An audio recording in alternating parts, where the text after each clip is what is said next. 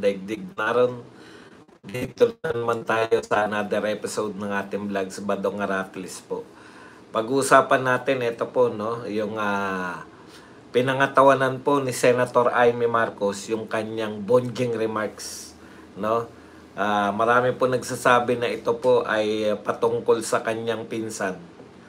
At sa press conference nga na ginanap sa Senado ay pinangatawanan niya yung kanyang mga remarks na totoo naman daw na yung mga sinabi niya, no? Tapos yan. Pag-uusapan din po natin, kasama po pala dun sa mga nag-walk out, sa mga napabalitang ng bastos. Bisita po sila sa Senado. Tapos po, nag-thumbs down, umeksena, at nag-walk out. Kasama po pala yung apo ni Cory Aquino na si Kiko. Mas naging sa kanya yung kanyang pangalan na Kiko. Kiko Aquino D, no? Kasama po pala doon sa mga at isa na naman pong vlogger. Ito po ang nakakasama po ng loob. Isa na naman pong vlogger, yung pong umeksena, dinuraan po yung holy water sa isang simbahan dito sa Misamis Occidental. Yan po mga pag-usapan natin, pero bago yan, kung bago ka pa lang dito sa ating channel, mag-subscribe ka na. Dahil ito lang ang tanging channel na may kinikilingan, may pinapanigan, una sa balita, uli sa impormasyon, kaya ano pang hinihintay nyo? Pindot na, okay. Ikinalungkot po ng Catholic Bishops Conference of the Philippines ang ginawang pagdura umano ng isang vlogger sa lagayan ng holy water sa St. John the Baptist Church sa Jimenez, Misamis Occidental. Dahil sa nangyari, pansamantala munang isinara ang simbahan. Iyan. Alam po ninyo, no, na ang dami pong vlogger ma-eksena. Tama po. Kayo po yung yung mga vlogger na to, yung sumisira po sa mga sa aming mga vlogger. Alam namin for content lang po yan, di ba?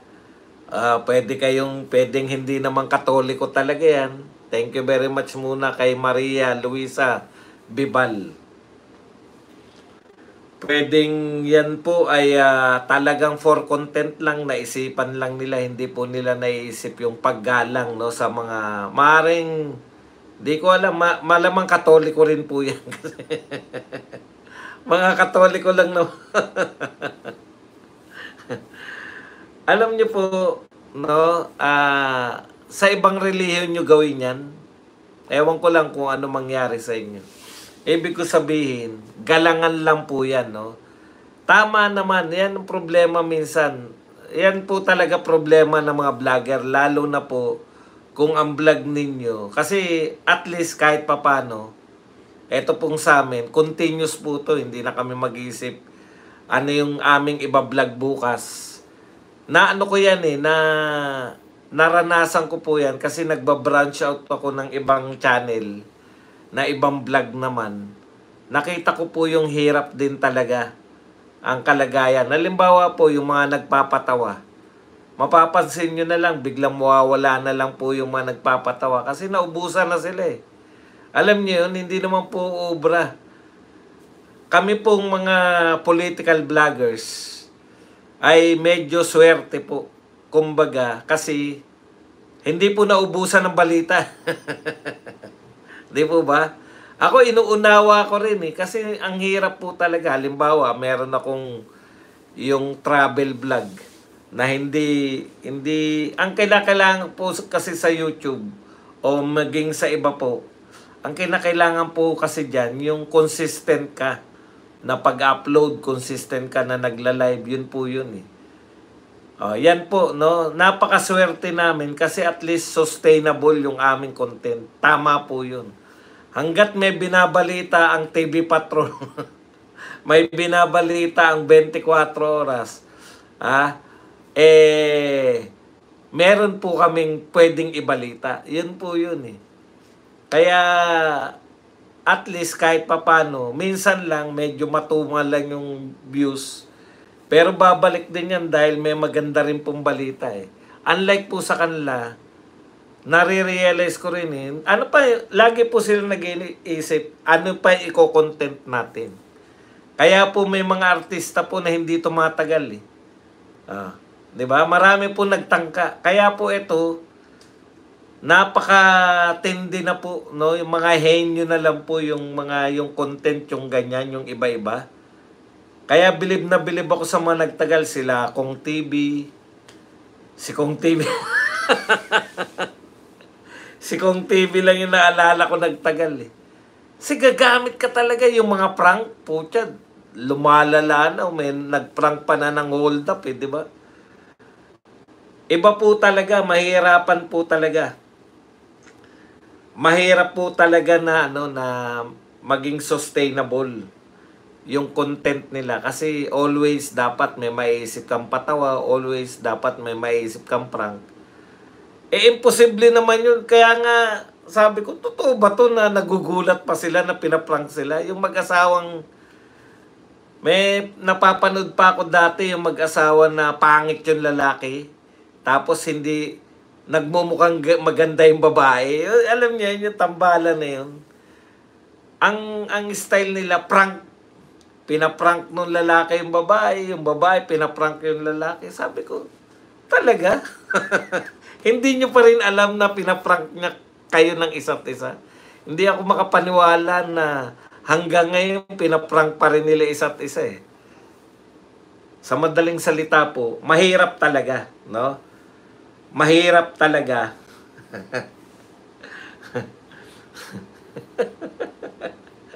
May laban pala ngayon ng Talaga may laban. Huwag na nyo i-promote na may laban. Simplihan nyo na lang yung labas. Kung lalabas kayo. Dito nyo pa sinasabi na may laban, mawawala ang aking mga tagapanood. Okay. Sa madaling salita, yan na po naisip nila. Duraan. Yung, di ba nag-aantanda tayo dyan? Kasasabi ko lang, no? Makukulit talaga itong mga... Okay. Wag naman pong ganun, no? Igalang nyo naman. Kahit po ako hindi katoliko, kahit po ako hindi aktibo sa pagiging katoliko. Sa bagay, wala naman yata aktibong katoliko, yung mga manong at manang lang. Igalang nyo naman din yung paniniwala namin, di ba? Tinatanggap naman kayo sa simbahan, wala namang requirement para pumasok dyan. Lalo na kung katoliko ka, ikaw na vlogger ka, no? Kung kayo po ay proud dyan, bakit nyo binura yung bakit mo binura, di ba? Yun lang naman po yun eh. Ako kasi ganito eh. Kung sa tingin ang pamantayan po ng tama yung vlog mo, hindi na po kinakailangan ng ibang tao magsasabi kung tama o hindi tama yung ginagawa mo. Ikaw na rin mismo. Kung sa tingin mo tama yung ginagawa mo, bakit nyo binubura? Di ba? Bakit nyo binubura yung mga vlog ninyo? Yun nung po yung sukatan. Speaking ng paggalang, tinanggap kayo ng simbahan, walang requirement. Hindi kayo tinitigan ng mga sakristan, ng mga manong at manang, ng mga kubang humihila ng kampanera. Sino nagbura? Yung ding vlogger. Binura niya rin yung kanyang vlog na dinuraan niya yung holy water. Ibig sabihin, talagang hindi rin kayo proud. Kaya nyo binubura, di ba? Pag ganun po yung konsepto ng pagbablog, mahirap po yan. Na nakabatay sa reaksyon yung hindi po magandang vlog yan. Okay. punta na po tayo rito sa katulad po, may kaugnayan niya, kaya inuna ko tong balita sa simbahan na dinuraan. Ganyan po yung katulad, tinanggap kayo, yung, kasi Aquino yan, di ba? Si Kiko Aquino D. Tinanggap kayo dyan sa Senado bilang mga bisita. Hindi naman kayo for content po, Ma'am Tess Renon. Hindi naman kayo pinalayas, di ba? Buti pa nga kayo, tinanggap sa loob. Hindi katulad ng mga reporter na hindi na pinagre-report. Oh.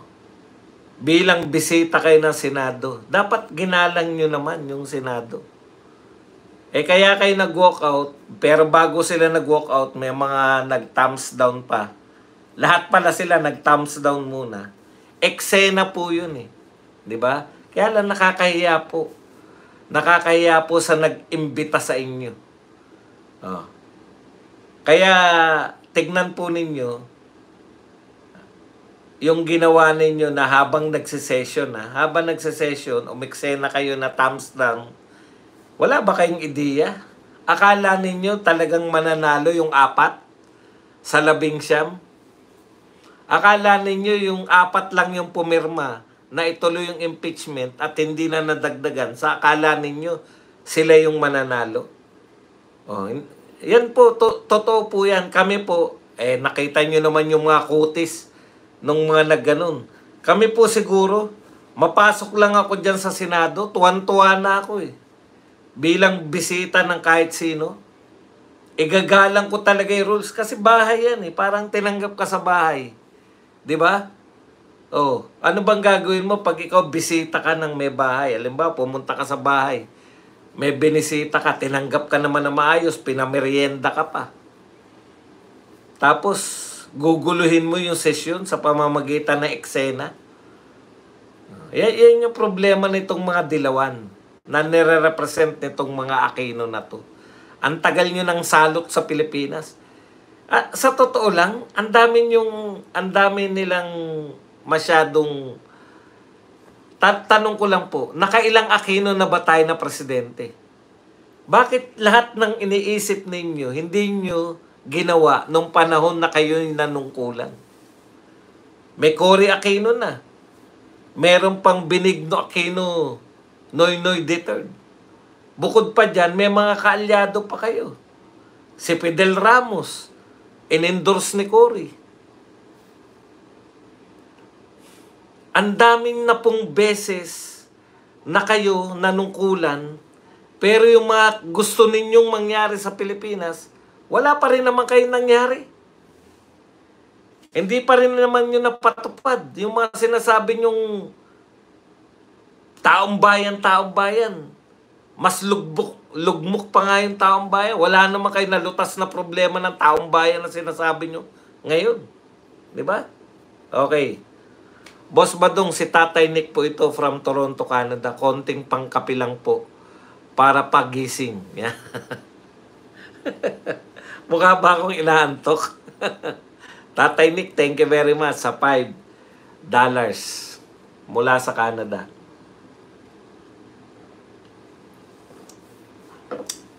Sa totoo lang po, naka 12 years na Aquino. Tapos meron pang mga tauhan si Aquino. Hindi po kayo nawawala sa eksena. Yung mga Aquino at mga dilawan, hindi po nawawala yan sa eksena dito sa politika sa Pilipinas. Pero sana man lang, nabigyan kayo ng chance na kayo'y nahawakan nyo yung pinakamataas. Frustration lang po ang nahita namin sa inyo. Paninisi lang. Pareho kayo ni BBM eh. Si BBM ang Marcos na style dilawan. Katulad ni Cory, sinisi lang na sinisi si Marcos Sr.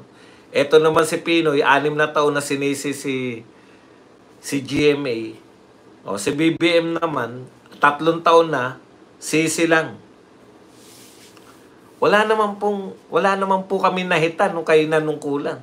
Kaya nga dapat, no, kayo pong mga Aquino, lalo na po kayong pamilyang Aquino, dapat nagretiro na po kayo, nanahimik na po kayo.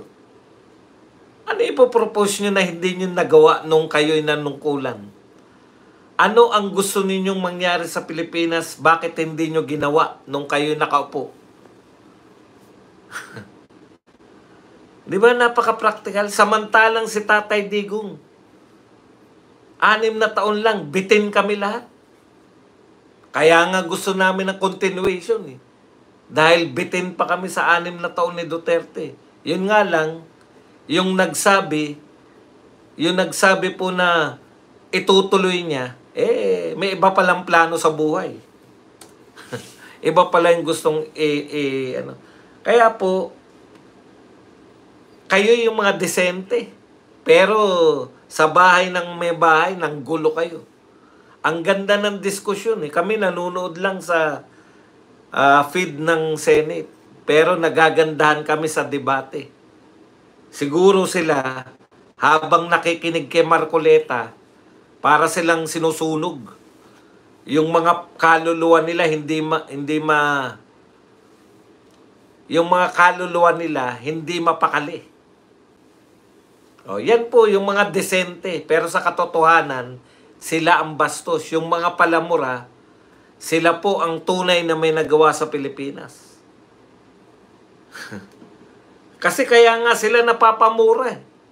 Dahil sa pagiging tapat nilang maglilingkod. Mapapamura ka talaga sa dami ng sutil sa Pilipinas. Pero itong mga mukhang desente, amoy desente, sila po ang may mga tinatagong ambabantot nyo. Kaya nga gustong-gusto nila yung Manila Bay before eh. Kasi doon sila bagay eh. Kaya galit na galit sila sa Dolomite eh. Di ba? Kasama na si Loren Legarda. Ewan ko kay Loren Legarda.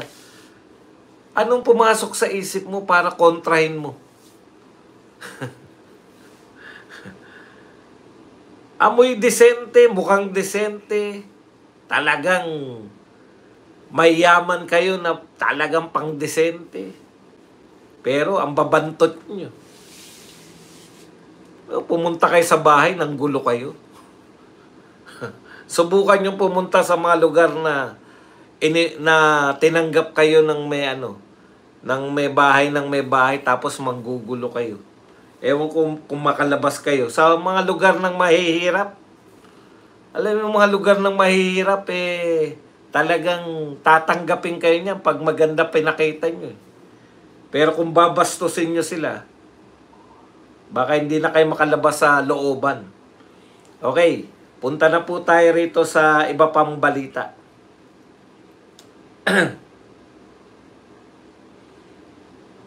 Ito po, sabi po ni President Bongbong Marcos, Bongbong Marcos Jr. is forming a body that will form the government's policy on online gambling and is looking for to include Catholic bishops in the process because of the recent pronouncement on the issue. Alam mo si BBM talaga lahat ng gusto mong pakinggan. Lahat ng gusto mong marinig sa isang tao, sa isang politiko, sasabihin niya sa iyo. Pero may polisiya na po kayo eh. Online gaming po yung Pogo eh. 'Di ba? Ang buong akala natin, galit po kayo sa pagsusugal. Ang buong akala po namin, yung sugal po ang tinutulan nyo sa Pogo. Kaya hindi ayaw nyo. Ano po pagkakaiba ng Pogo dito po sa online gaming ngayon? Ang Pogo po, nagkikater po yan sa mga Chinese, sa mainland China, sa Hong Kong, at sa iba pang mga Chinese sa buong mundo. Exclusive po, no? Para po sila, galang po sila, online gaming po sila, na ang mga mananaya, ang mga naa-addict sa sugal, kaya nga galit na galit ang China sa Pogo. Kala nila Pogo, Chinese hindi po, ayaw po ng China, gobyerno ng China yung Pogo. Kung gusto po ng gobyerno ng China yung Pogo, bakit pa sila dito nag-ooperate? Philippine off-gaming nga offshore gaming eh. Oh. Nakuha nyo po ba yung logic? Ayaw ng gobyerno ng China, illegal sila doon. Kaya naghanap sila ng Pilipinas. Tinanggap naman natin kasi ang laki po ng kinikita.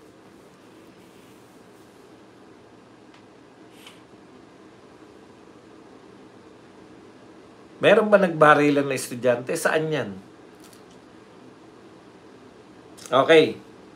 So sa madaling salita mga kapatid, akala namin ayaw ninyo, Mr. President, kaya nyo binan yung pogo.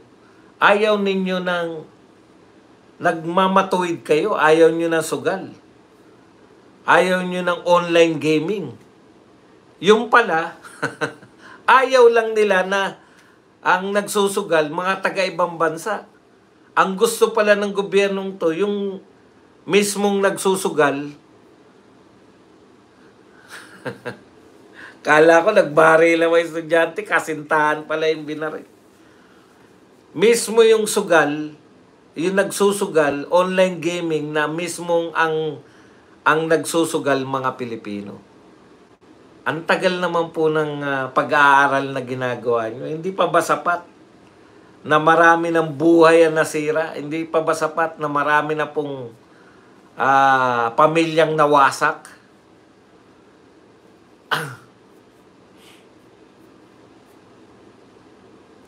Ang tanong po, Mr. President, magkano ba? Magkano ba yung kinikita natin dyan kumpara sa Pogo? Kasi ayaw nyo maiwan eh.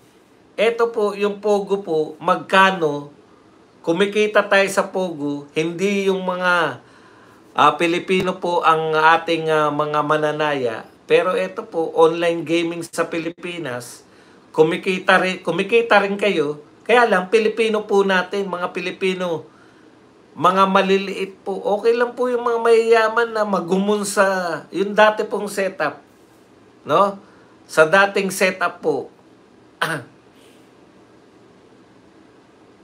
Pupunta ka sa casino. Wala naman pong mahirap na magtatangkang pumunta sa casino. Siguro yung mga mahihirap na pumapasok sa casino, yan po yung mga mahihirap na trabahador ng casino.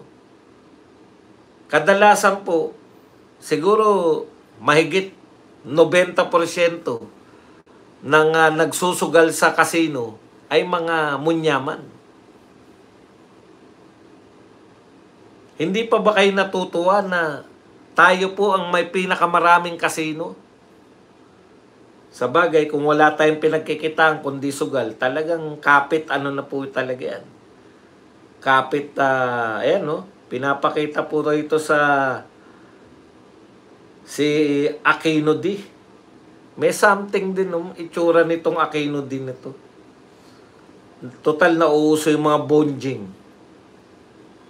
Tito Soto, na alarma sa pagbaba ng survey result ng mga Senado sa Trust and Performance Rating ayon sa Okta Research. Hanggang ngayon po ba may naniniwala pa po sa Okta Arts Dancers? Kaya nga Okta Arts Dancers ang tawag ko dyan eh. Noon ka po yan. Talagang bakit po masama po ang Senado ngayon sa Okta Arts? Kinakailangan po nila. Hindi bonjing tong Aquino na to. Something lang. Parang nagmana sa kanyang tsuhin na si Noynoy. Parang may something wala sa hulog.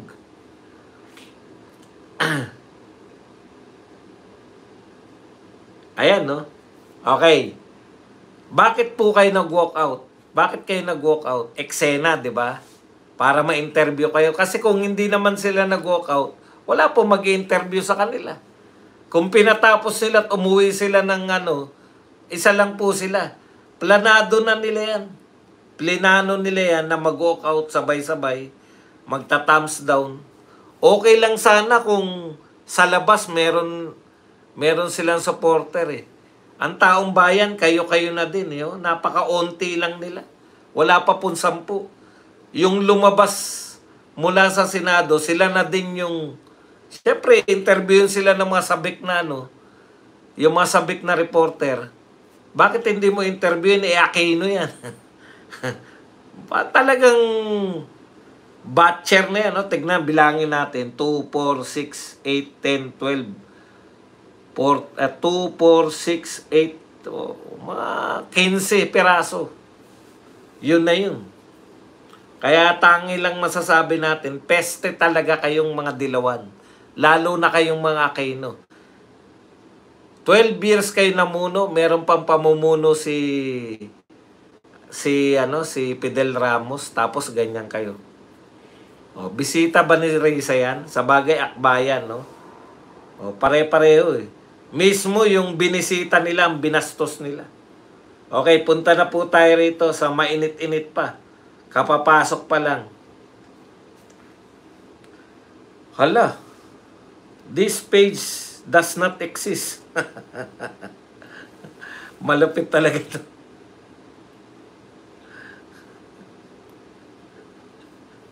Karere ako lang ngayon lang, wala na kaagad yung page na yun. Ito po, no, tinanong po, yung pagkakatanda natin. Tinanong po ng galit na reporter. Halatang-halata naman kayong mga reporter, oh. Ano naman ikagagalit nyo? Alam nyo po, kung ako po ang magtatanong, di ba? Halimbawa, nung nagtanong ako ng hopya kay Marcoleta, di ba nakakatawa yun kasi inagawan siya ng hopya? Kung ako po ay reporter, ang initial ko po doon, nakakatawa po yun eh. Kaya patawa po. Kung magtanong man ako, dapat hindi ka galit. Kasi bonjing. Dapat ang tanong doon, Senator Amy, talaga bang tinawag niyong bonjing? Bakit niyo naman po tinawag tapos magtatawan? Hindi seryosong galit eh. Alam mo yun, yung nagsalita ng bonjing, paano nyo po, kayo normal na tao, hindi po kayo bayaran na nung tinatawag na bonjing. Pag hindi kayo bayaran, di ba nakakatawa yun? Itatanong nyo man yung kay Amy, parang patawa din, di ba? Bakit nyo po naman, Senator Amy, bakit nyo naman tinawag na bonjing yung pinsan nyo? Di po ba? Napaka-normal po nun eh. Kung normal kang reporter at yun na nga, yung normal ka lang, ha? Ibig sabihin, there's something wrong dun sa reporter na yun. Ang tanong, magkano kaya kinikita niya sa pagre-reporter? Yan ha. Wala akong sinabing bayaran yan ha. Magkano kaya kinikita niya bilang reporter? Baka naman maliit ang kinikita niya. Lakihan nyo naman, galit na galit eh. Magtatanong ka po ng tungkol sa bonjing. Patawa po yun. Dapat patawa yung dating mo doon. Bakit ka seryoso? Kung sino ka mang reporter ka, hindi pinapakita, boses lang. Halatang-halata ka naman. Magkano ba ang kinikita mo sa pagiging reporter? Bakit ka galit? Ayan, magandang palusot ni Badong. Okay, anyways. So, tinanong, kinakailangan po ba na sabihin yun? Sabi ni Amy, wala naman siya nakikitang mali eh. Dahil tama naman yun. Yung pinsan niya naman talaga. Kulang kayo. Yung pinsan niya naman mamaya pupunta tayo rin sa body shaming. No, yung pinsan naman daw niya talaga yung dahilan ng kaguluhan na to. Correct. Masama na po bang magsabi ng totoo? Masyado na kasi tayong inaalagaan natin yung mga sutil. Ayaw nating ma-offend yung mga sutil.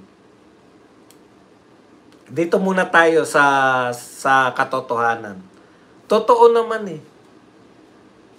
Na-discuss na nga natin yan eh. Ang ugat ng, sabi ko nga, di ba, sa isang vlog, kung napanood nyo po yung vlog na yun, sana panoorin nyo, hukayin nyo. Na-discuss ko na po yan. Yung problema po ng Pilipinas ngayon, panay man-made. May kagagawan po. Di ba? Siniraan nyo si Sara Duterte sa 125 million. Gusto nyong palabasing magnanakaw. Sa tingin nyo, hindi magre-react si Tatay Digong? O, di nag-react na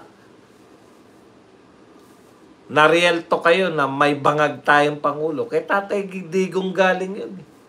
Doon na nagmula ang lahat. Panawagan ng pa-hair follicle test ka. Oh, in-expose niya rin si Martin. Pinaka-corrupt na House of Representatives. Oh, doon na nagsimula yun. Tapos binuelta nila si Tatay Digong.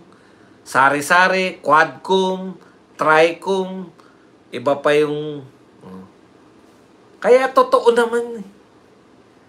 Kung sinasabi ni Senator Amy na pinsan niya yung dahilan ng kaguluhan, totoo naman yun. Opo, pwede kayong magtanong mamaya. Okay, naniniwala ako ron. Sa sinasabi na yun ni Amy. Natalakay na natin yan. Man-made. Tukoy na tukoy mo nga kung saan galing yung kaguluhan natin lahat eh. Mula po sa People's Initiative, sa paninira sa mga Duterte, walang katapusang paninira. Hanggang dito sa mga media na to, nakakampi nila. Isa lang pinanggagalingan yan. House of Representatives. Yan yung sinabi ni Amy. Palusot lagi. Si Amy nagsabi niya. Si Duterte nagsabi. Wala po ako. Hindi po. Inuulit lang natin yung sinasabi nila. Ano ba? Masama na ba magsabi ng katotohanan? Sabi ni Amy Marcos. Okay. Kaya kung nakikita niya na pinsan niya, tama yung payo niya. Ayon sa kanya. Napalitan niyo yan, wala na tayong problema. Una na pikon yung mga reporter, hindi naman kayo congressman. Okay lang yung congressman na galit kasi leader nila yun. Pero yung mga reporter ang magagalit, bakit? Ang tanong, magkano ba kinikita nyo sa pagiging reporter? Bakit kayo galit na galit? Baka maliit naman ang kinikita nila. Okay. Punta na po tayo kasunod niyan. Yung isa pa, ano yung sabi nila? Body shaming. Hindi po ba body shaming? Masyado naman, wala naman po tayo, una po, wala po tayo sa USA. Wala po tayo sa Europe. Huwag po kayong masyadong patawa. Dinadala niyo woke culture dito. Hindi po applicable sa atin yan. Dito malaya po pa po tayo. Putya, baha nga, pinagtatawanan natin. Yan pang mga...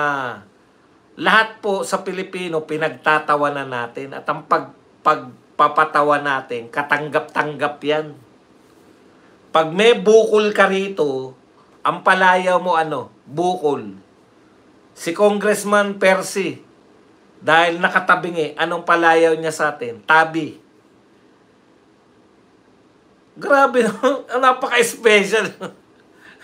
Si Dilima, dahil mahilig kumain ng saba. Saba. O, di ba? O si Lenny, lutang. Ano mga shaming pinagsabi nyo? Si Noy, ab. Wag na natin sumalangit ng kaluluwa. Wag na natin isama yung mga sumalangit na. Di ba? Noy, ab. O, ganun lang yun. Pag may tama ka rito, pangalan mo Edie. Edie Kirat. Body shaming. O. Pagka ikaw ay maitim ka, negi. Nog. O. Papauso kayo ng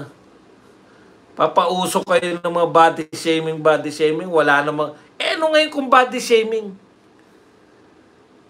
Nakita nyo na ba si Bonjing? Di ba? Oh. Nakita nyo na ba si Bonjing? Talaga namang, aya. Yung katawan niya, baby damulag, baby Bonjing, Hindi po mas bagay sa kanya yung dating Bonjing. Kasi Tisoy yun eh. Yung original na Bonjing. Kalimutan ko yung pangalan ng artista na yun. Maliit pa ako, napapanood natin yan, di ba? Yung sa Channel 9. Yung pilim-pilim-pelikula. Yung mga lumang pelikula. Mga Tres Ojos, etc. Anyways, wala pong masama. Hindi po si Bentot yun. Si Renato, di ba? Renato Reyes, Renato Baba. Arte nyo naman. Talagang ganun yun. Si French Castro, St. Peter's, Fred Montilla, tama. Si Fred Montilla.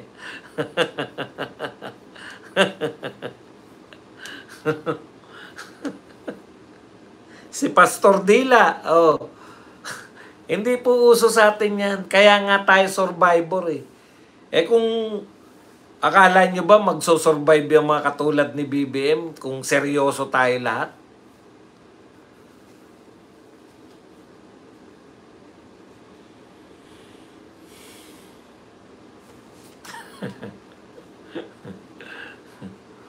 Oy, dumadami na po yung yung mga independent dati nilang kakampi si Toby Chanco, si Prasco, tsaka si Benitez. Si Benitez ba yung yung Congressman Benitez ba yung nachichismis kaya Ivana Alawi? Tindi mo ko nga. Pero okay ka sa amin ngayon dahil independent ka na kaya dadami po yan. Huwag kayong mag-alala. Kaya kala nyo, magkakaroon pa ng February 6, 2026. Wala na po yan. Okay, yan lang po ang ating topic. Pwede na po kayong magtanong. Pwede na po kayong magbigay na reaction. At higit sa lahat, si Aimee nga, tinatawag na mangga. Okay lang sa kanya. Ganun talaga eh. Basta iwasan lang ni Aimee yung yumuko.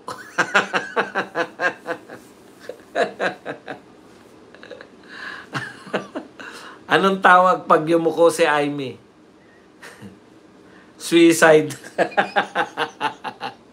Kabati natin yan. Ganun lang Pilipino. Si Marcoleta nga, ninakawan ng hopya eh. Pinagtawanan lang natin eh. Si Benitez ba may-ari na online bingo plus? Grabe pala. Kaya pala naroon si Ivana Alawi. Naling kay Ivana, grabe pagkasipsip dati ni Kong kay BBM. Boss nila si Bonjing. Hindi, bumaliktad na nga si Benitez eh. Sila yung mga unang bumaliktad. Toby Chanco, Prasco, tsaka yan si Benitez. Tama ba? Baka kahawig lang. I-correct nyo lang po ako kung hindi siya kasama dun Okay, yan lang po ang ating topic. Ngayon po kayo magtanong. Pwede po kayo magtanong, magbigay na reaksyon at higit sa lahat, mag-back up eh. 1,100 tayo, 469 lang